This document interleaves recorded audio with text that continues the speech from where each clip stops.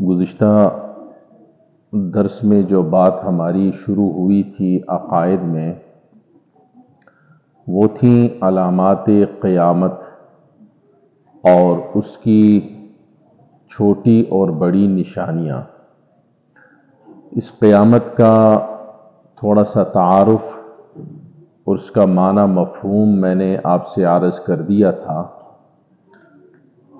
آج کے اس درس میں علامات قیامت یعنی قیامت کی جو نشانیاں ہیں، ان نشانیوں سے متعلق چند نشانیاں آپ کے سامنے رکھ رہا ہوں، اور کچھ دن تک یہ سلسلہ انشاءاللہ جاری رہے گا۔ قرآن اور حدیث کے اندر جو قیامت اور علامات قیامت بیان کی گئی ہیں، ان کا اظہار یعنی ظاہر ہونا کچھ ہو گیا ہے اور کچھ ابھی باقی ہے۔ ان میں علامات قیامت دو طرح کی ہیں۔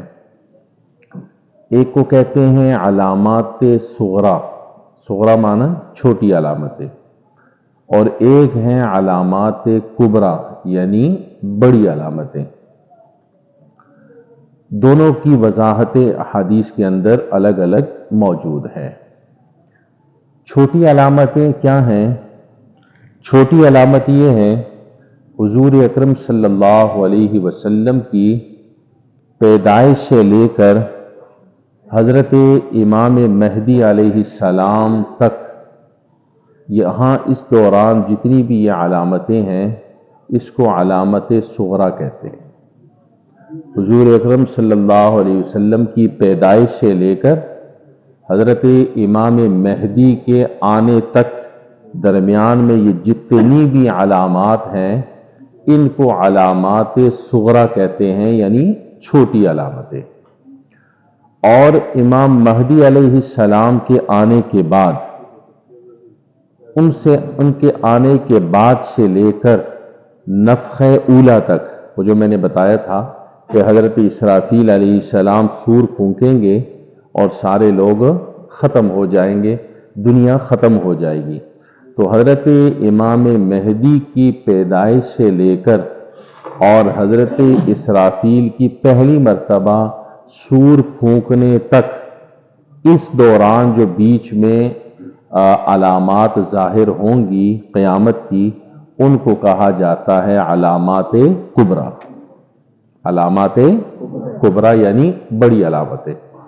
پھر سمجھ لیں ایک دفعہ، حضور اکرم صلی اللہ علیہ وسلم کی پیدائش سے لے کر حضرت امام مہدی کے ظاہر ہونے تک، اس دوران جتنی بھی علامتیں ہوں گی وہ علامت صغریٰ یعنی چھوٹی علامتیں، اور حضرت امام مہدی کے پیدائش سے لے کر آنے کے بعد سے لے کر نفخ اولیٰ یعنی حضرت اسرافیل کے سور پھونکنے تک، اس دوران جو قیامت کی نشانیاں آئیں گی، ان کو ہم کہیں گے علامات کبریٰ یعنی بڑی نشانیاں۔ ٹھیک ہو گئے؟ یہ تعریف ذہن میں رہے گی؟ تو یہ ہوگی صغریٰ اور کبریٰ، چھوٹی اور بڑی۔ ان ساری نشانیوں کا قرآن کریم اور احادیث کے اندر کیا ہے؟ موجود ہیں یہ ساری چیزیں۔ هل ينظرون الا الساعة ان تأتيهم بغتة فقد جاء اشراطها، سورہ محمد ہے کہ یہ قیامت کی جو نشانیاں ہیں، یہ ساری کی ساری کیا ہوں گی؟ کچھ ہو گئی ہیں اور کچھ وقوع پذیر ہوں گی انشاءاللہ۔ اب علامات صغریٰ جو چھوٹی علامتیں ہیں، وہ ہیں تو بہت ساری، آقا کریم علیہ السلام نے بیان فرمائی ہیں، بہت ساری ہیں، لیکن اس میں سے کچھ میں آج عرض کیے دیتا ہوں اور کچھ انشاءاللہ آئندہ عرض کروں گا۔ ان چھوٹی علامتوں میں سب سے جو پہلی علامت ہے، وہ آپ علیہ السلام کے دنیا میں آنے سے ظاہر ہو گئی۔ آپ علیہ السلام کا دنیا کے اندر تشریف لے کر آنا، آپ کا وجود باصعود کا ہونا، آپ کی پیدائش کا ہو جانا، یہ کیا ہے؟ علامات قیامت میں سے ایک علامت صغرا ہے، چھوٹی علامت ہے۔ اسی وجہ سے حدیث میں آپ کو آپ صلی اللہ علیہ وسلم کا جو لقب ہے وہ نبی الساعہ ہے، یعنی قیامت والا نبی، نبی الساعہ، قیامت والا نبی۔ تو پہلی جو علامت ظاہر ہو گئی ہے وہ کیا ہے؟ آپ علیہ الصلاۃ والسلام کا اس دنیا میں تشریف لے آنا، یہ پہلی علامت ظاہر ہو چکی ہے۔ اس لیے اگر آپ سے کوئی پوچھے تو آپ بتا سکتے ہیں کہ قیامت کی چھوٹی علامات میں سے سب سے پہلی علامت آپ کا وجود مبارک ہے اور آپ کا اس دنیا کے اندر تشریف لے آنا ہے۔ دوسرے نمبر پر چھوٹی علامتوں میں سے حضرت صلی اللہ علیہ وسلم نے حدیث کے اندر ارشاد فرمائی اور بڑی عجیب ہے کہ ان تلد الامۃ ربتہا، کہ باندی اپنی مالکہ کو جنے گی۔ ان تلد الامۃ ربتہا، کہ باندی لونڈی وہ اپنے آقا کو، اپنی مالکہ کو جنے گی، پیدا کرے گی۔ پہلے اس کی وضاحت کر دوں، باندی لونڈی جانتے ہوں گے، جو جنگ کے اندر کفار کی خواتین قید ہو کر آیا کرتی تھی مسلمانوں کے پاس مال غنیمت کی صورت میں، اس کو کہتے تھے باندی یا لونڈی، ٹھیک ہے جی۔ اور جس کے پاس ہوتی تھی، جس کو ملتی تھی، وہ اس کا آقا ہوتا تھا، مرد ہو یا عورت ہو، وہ اس کی مالکہ یا آقا ہوتا تھا، اور یہ اس کی باندی اور لونڈی کہلاتی تھی۔ سمجھ میں آ گئی جی، لونڈی اور باندی۔ تو حدیث میں آیا ہے علامات قیامت میں سے کہ باندی اپنی مالکہ کو جنے گی، پیدا کرے گی۔ عجیب سی بات ہے کہ ایک باندی ہے، لونڈی ہے، وہ اپنے آقا کو کیسے پیدا کرے گی؟ آقا کیا ہے؟ بڑا ہے، مالکہ کیا ہے؟ بڑی ہے، اور یہ اس کی تابع ہے، یہ اس کو کیسے پیدا کرے گی؟ لیکن کیا ہے؟ حدیث کے اندر علامت قیامت ہے۔ اب اس کا مفہوم سمجھیے، اہل علم نے اس کا مطلب یہ لیا ہے اور اشارہ اس بات کی طرف کیا ہے کہ اس سے مراد یہ ہے کہ قیامت کے قریب اولاد اپنے والدین کی نافرمان ہو جائے گی۔ قرب قیامت، علامت قیامت میں سے کیا ہوگی؟ کہ اولاد اپنے والدین کی نافرمان ہو جائے گی، یہاں تک کہ جو بیٹیاں ہوتی ہیں وہ بیٹوں کے مقابلے میں اپنے ماں باپ سے بہت پیار کرتی ہیں، ایسے ہی بہت ماں باپ کے پیچھے جان دیتی ہیں بنسبت بیٹوں کے۔ تو بیٹیاں ایسی ہو جائیں گی اپنی ماں کے ساتھ لڑنے جھگڑنے میں اور بحث و مباحثہ کرنے میں، برا بھلا کرنے میں، ایسا ہو جائیں گی جیسا کہ یہ ماں ہے اور یہ بیٹی ہے۔ یعنی ماں جو ہے وہ بیٹی بن جائے گی اور بیٹی جو تھی وہ، یہ مراد ہے کہ ان تلد الامۃ ربتہا، کہ باندی وہ کس کو جنے گی؟ اپنے مالکہ کو جنے گی۔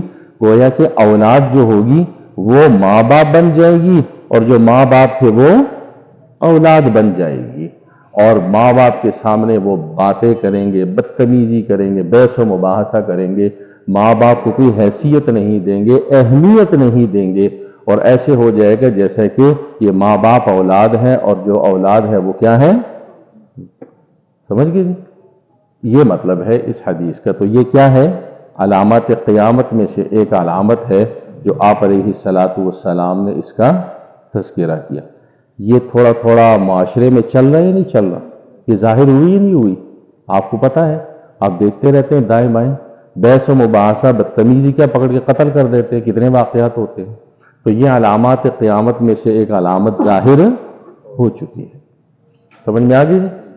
دوسری علامت، یہ بھی علامت صغرا میں سے، یہ بھی بڑی عجیب ہے کہ جو معاشرے کے رذیل اور کمزور قسم کے لوگ ہوں گے، جو ننگے پاؤں اور پھٹے پرانے غریب قسم کے لوگ تھے، جن کے پاس پہننے کے لیے بھی کپڑا نہیں ہوتا تھا، جنگلوں میں بکریاں چرانے والے تھے، وہ قرب قیامت میں بڑی بڑی بلڈنگوں کے مالک بن جائیں گے۔ بڑی بڑی بلڈنگوں کے کیا تھے؟ بکریاں چرانے والے، پاؤں میں جوتا نہیں ہے، کپڑے کیا ہیں پہننے کے لیے کچھ نہیں ہے، اور ایک وقت ایسا آئے گا کہ وہ کیا ہوں گے، بڑے بڑے بلڈنگیں بنیں گے۔ مراد اس سے کیا ہے، رذیل کمتر قسم کے لوگ جن کے پاس کچھ تھا نہیں، جن کی معاشرے میں کوئی حیثیت نہیں ہوتی تھی، وہ کیا ہو جائیں گے، اتنے مالدار، اتنے بڑے بڑے تگڑے بن جائیں گے، ان کے پلازے، بلڈنگیں اور یہ چیزیں ہو جائیں گی۔ یہ کیا ہوگا، یہ علامات، سمجھ گئے؟ یہ چیز بھی آپ دیکھیں، ذرا دوڑائیں دائیں بائیں، جو معاشرے کے کمتر کمزور قسم کے لوگ تھے اب وہ ایسے تگڑے اور مضبوط ہو گئے، کہاں کہاں ان کی بلڈنگیں اور کہاں کہاں ان کے سارا کچھ بن گیا ہے جن کی معاشرے میں کوئی اہمیت نہیں تھی۔ یہ کیا ہے، علامات قیامت میں سے ہے، اور علامات قیامت میں سے کیا ہے، علامات صغرا ہیں، یعنی چھوٹی علامتیں ہیں۔ یہ دو جو میں نے آپ سے عرض کر دی تو ظاہر ہوئی نہیں ہوئی، ہو گئی ہیں، مکمل نہیں ہوئی تو کچھ نہ کچھ ہو گئی ہے۔ اور اسی طرح آپ علیہ الصلاۃ والسلام کا وجود، آپ کا دنیا میں آنا، یہ تو مکمل طور پر ہی علامت ظاہر ہو چکی ہے۔ سمجھ میں آگے جی؟ یہ تین علامتیں علامات صغرا ہے، اور بھی آگے آ رہی ہیں انشاءاللہ، وہ علامات کل عرض کروں گا، اور ساتھ پھر علامات کبریٰ جو بڑی علامتیں ہیں۔ اب یہ جو صرف علامات آپ کو میں بتلا رہا ہوں، یہ صرف سن کے کان سے نکالنا نہیں ہے، بلکہ ان کو ذہن میں رکھنا ہے، اور دائیں بائیں اس کی آواز لگانی ہے، اور دیکھتے رہنا ہے کہ کہیں اللہ حفاظت فرمائے ہم ان علامات صغرا کی ضد میں تو نہیں آ رہے۔ اگر اللہ نہ کرے کہیں اس طریقے سے کوئی ہمیں اپنے اندر جھلک محسوس ہو رہی ہو تو ہمیں فوراً پیچھے ہٹ جانا چاہیے اور اللہ سے توبہ اور استغفار کرنی چاہیے۔ ٹھیک ہو گیا جی؟ چلیے، فقہی مسائل میں ہم نماز جمعہ تک پہنچے تھے۔ نماز جمعہ کے کچھ فضائل، کچھ مسائل کا تذکرہ ہو گیا تھا۔ آج بھی نماز جمعہ کے حوالے سے چند باتیں اور عرض کرنی ہے۔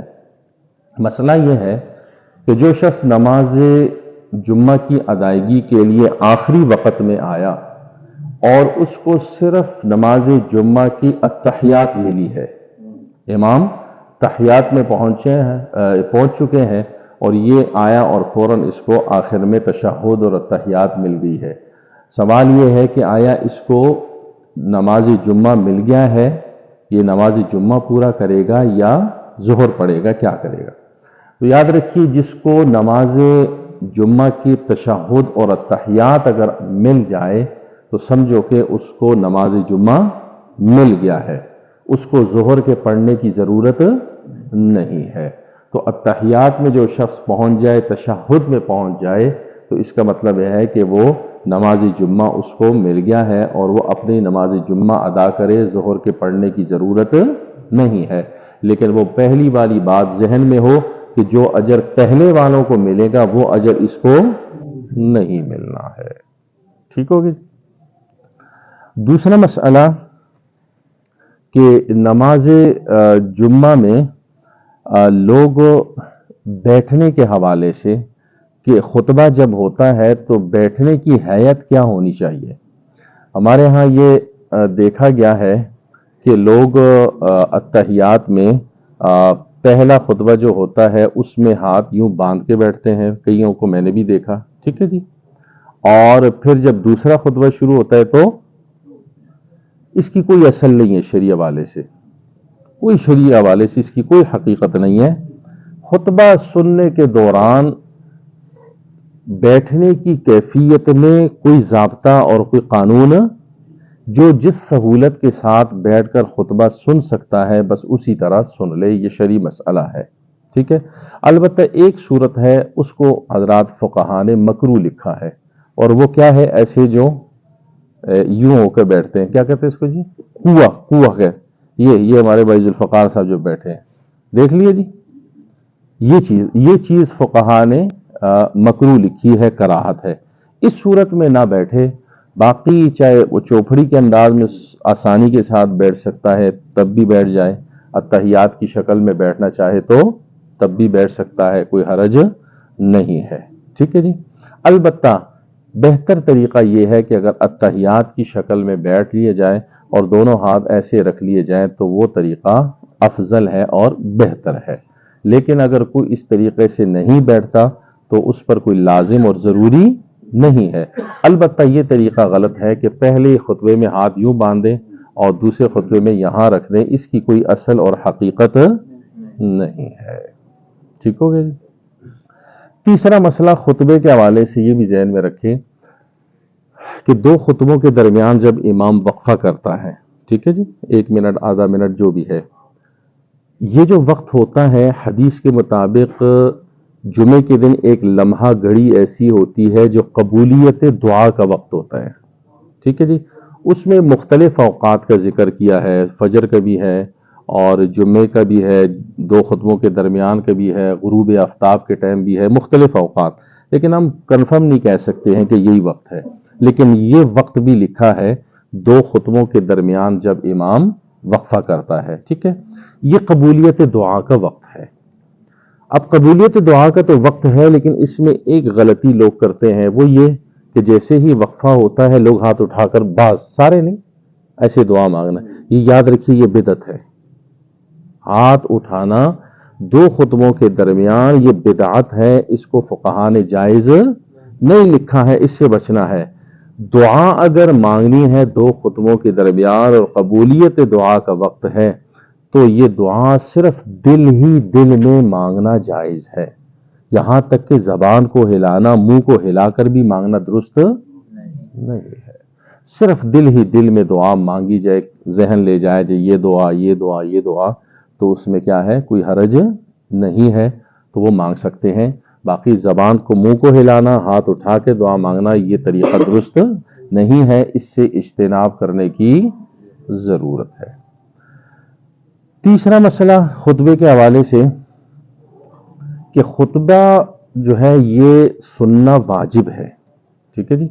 اس میں فرض بھی بعض فقہا نے لکھا ہے، بعض کتابوں میں فرض بھی کہا ہے کہ خطبہ سننا فرض ہے، اور واجب بھی لکھا ہے، ٹھیک ہے جی۔ لیکن کم از کم کیا ہے، خطبہ سننا واجب ہے۔ اس دوران کسی قسم کی گفتگو، ہلنا جلنا، حرکتیں کرنا، یہ وہ کیا ہے، خلاف ادب ہے۔ تو خطبہ جب شروع ہو جائے تو بالکل خاموشی کے ساتھ، آرام کے ساتھ اس کو سننا چاہیے، اور کسی قسم کی حرکت سے اپنے آپ کو دور رکھنا چاہیے۔ بلکہ یہاں تک بھی لکھا ہے کہ جو اپنے پاس والا آدمی، اس کو بھی انسان نہ کرے کہ ایسا تم ہلو نہیں یا تم کچھ کرو نہیں، اس کو بھی کہنے کی ضرورت نہیں ہے۔ البتہ بہت کوئی مستیاں کرے تو ایک الگ بات ہے کہ بندہ اس کو روک لے، لیکن مکمل طور پر خطبہ جب نماز جمعہ کا شروع ہو جائے تو مکمل توجہ اور خاموشی کے ساتھ خطبہ سننا ضروری ہے اور لازم ہے۔ اس میں گفتگو کرنا کیا ہے، درست نہیں ہے، ٹھیک ہے جی۔ کافی ہیں یہ مسائل 3-4، انشاءاللہ بقیہ جو ہے وہ کل عرض کروں۔ آخری ایک موضوع اور ایک حدیث، حضرت معاذ بن جبل رضی اللہ عنہ سے روایت ہے، فرماتے ہیں کہ آپ صلی اللہ علیہ وسلم کو باغیچوں میں اور باغوں میں نماز پڑھنا پسند تھا۔ آپ صلی اللہ علیہ وسلم کو باغات میں اور چھوٹے باغیچوں میں نماز پڑھنا پسند تھا۔ یہ آپ علیہ الصلوۃ والسلام کو پسند اس لیے بھی تھا، ممکن ہے کہ یکسوئی کے لیے، خاموشی، سکون اور اطمینان کے لیے کہ آرام سے اللہ کی طرف متوجہ ہو کر نماز پڑھے۔ دوسری وجہ یہ بھی ہو سکتی ہے کہ آپ علیہ الصلوۃ والسلام وہاں پر نماز پڑھیں تاکہ نماز کی برکات ان باغات میں، ان پھلوں میں، اور جو اللہ کی طرف سے میوے لگے ہوئے ہیں ان کے اندر بھی کیا ہو جائے، برکات آ جائیں۔ اس بنا پر آپ علیہ الصلوۃ والسلام پڑھتے تھے۔ اور یہ بھی وجہ ہو سکتی ہے کہ آپ کو پتہ ہے قیامت کے دن انسان نے جہاں جہاں پر بھی سجدہ کیا ہوگا وہ جگہ کل قیامت کے دن کیا کرے گی، گواہی دے گی۔ تو آپ علیہ الصلوۃ والسلام باغات میں اور باغیچوں میں نماز پڑھا کرتے تھے تاکہ کل قیامت کے دن یہ جگہ بھی کیا کرے، گواہی دے کہ آپ علیہ الصلوۃ والسلام نے یہاں پر نماز پڑھی۔ اس لحاظ سے اگر کسی کو کہیں ایسی جگہ پہ موقع ملتا ہے، کوئی جنگل ہے، بیابان ہے، کوئی باغ ہے، سفر کے دوران، سیر و تفریح کے دوران کہیں جاتا ہے تو وہاں پر وہ اگر کوئی مکروہ وقت نہ ہو تو 2 رکعت نفل کیا کرے، پڑھ لیا کرے، تاکہ کل قیامت کے دن وہ سیر و تفریح کے لیے جو آپ گئے ہیں ناران کاغان یہ آوازیں چلتی ہیں نا، تو وہاں پر بھی 2 رکعت اس نیت سے پڑھ لیں کہ کل قیامت کے دن یہ جگہ میرے لیے گواہی دے گی کہ صاحب گھومنے آئے تھے اور یہاں 2 رکعت پڑھ کے گئے ہیں، تو اس کو کیا کرے گا، اجر مل جائے۔ تو اس نیت سے کیا ہے، انسان کو پڑھ لینا چاہیے تو اجر مل جاتا ہے۔ تو آپ علیہ الصلوۃ والسلام کو باغات میں اور باغیچوں میں نماز پڑھنا کیا تھا، پسند تھا، ان وجوہات کی بنا پر۔ لہذا جب کبھی ایسے موقع مل جائیں، ایسے جگہوں پر، ایسے مواقعوں پر، تو 1-2 رکعت پڑھ لینی چاہیے، ٹھیک ہے، تاکہ آپ علیہ الصلوۃ والسلام کے اس مبارک سنت پر بھی عمل ہو جائے اور کل قیامت کے دن وہ جگہ ہمارے لیے گواہی بھی دے دے کہ یہاں پر انہوں نے نماز کی ادائیگی کی، ٹھیک ہے۔ اللہ تعالیٰ عمل کی توفیق عطا فرمائے۔